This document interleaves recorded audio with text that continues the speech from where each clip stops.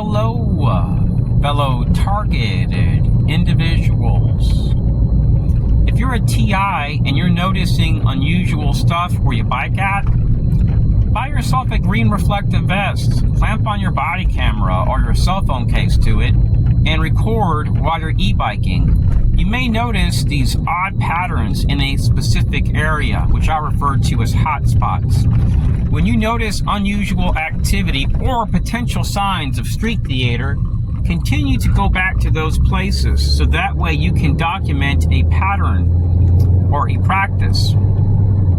So today while I was e-biking, I noticed in this one specific area, two guys with the same exact tactical bag. And I didn't think nothing of it. But let's say I go back there again tomorrow, and in that one specific area, I notice a trend where you only see it there. And let's say while I e-bike, I pass by 180 people and don't see that anywhere, but only in that one specific area. That could be a sign, because our enemies conduct their activities in a manner based on deniable plausibility. If you notice any activities based on waste, fraud, and abuse, one thing you can do is report it to Doge. Let's say you know of a regional council which is doing pretty much the job of a local environmental commission, and you see that the environmental commission has a bunch of people that are just not doing anything, and you notice that the perpetrators are hiding behind our flag and outsourcing, wasting funds, and abusing people's civil liberties. Well, those are things that you can complain about. And if you do, try to share proof. Don't base your actions, your tip on a hunch, but facts. If you're a TI and you're noticing odd stuff in a particular area, one thing you want to do is you want to see if you see any cars up ahead of you dropping off any people. Also, what I like to do is sometimes I will take a side road. So the sidewalk is right over there. And what I will do is I will bike in an area which is safe, right against the road. So if you are targeted in a specific area while biking versus taking the bike trail, just take the road, bike on the shoulder of the road, and look to see if you notice anybody being dropped off out of a black SUV or a car with a U.S. government tag. And look to see if you notice a pattern, because this pattern may help you to identify who you're dealing with.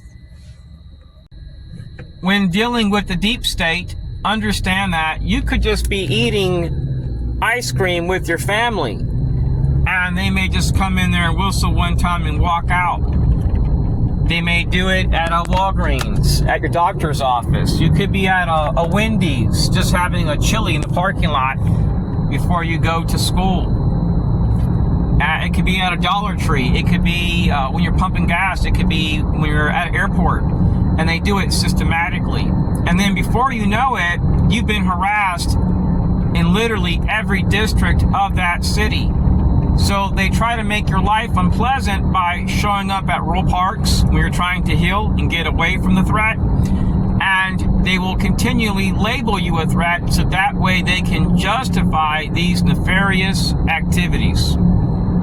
One of the strategies the terrorism threat and risk threat will present is a pattern or a practice, and you may notice for some they may wear black suits, then black ties, and black shades.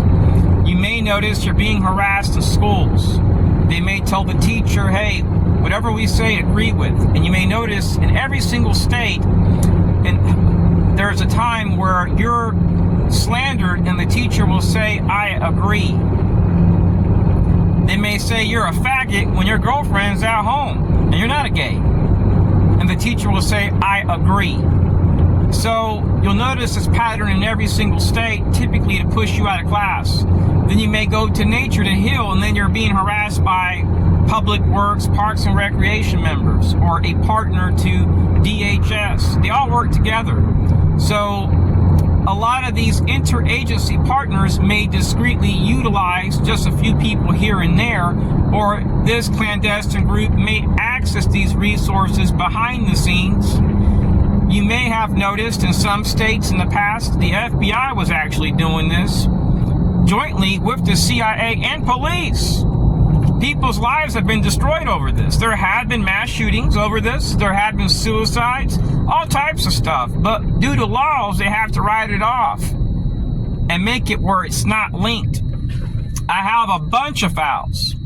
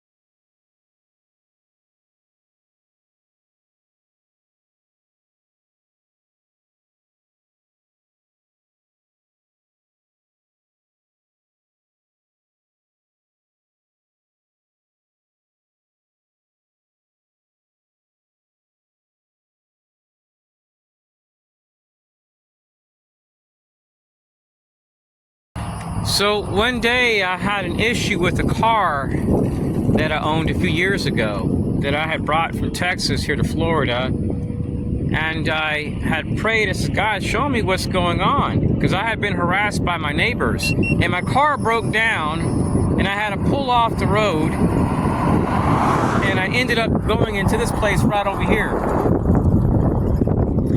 So one day I talked to a few neighbors which had harassed me, and the person which appeared to be the ringleader, which lived at the first house, like once you enter the residential area where I live at, told me they were doing community policing. So I reached out to the HOA. They told me they weren't doing no community policing with local cops or us. So I did a background search and found out this guy works as an 8A business vendor right next door to the Small Business Opportunity Center here in Florida. So I had received a phone call that very same day from a guy which is a human rights activist which works for a nationwide nonprofit.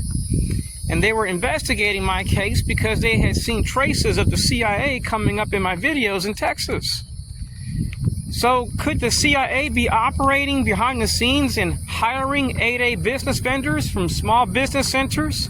And could that explain why in every state I've been harassed by people which come up as university members and small business vendors and ex-military?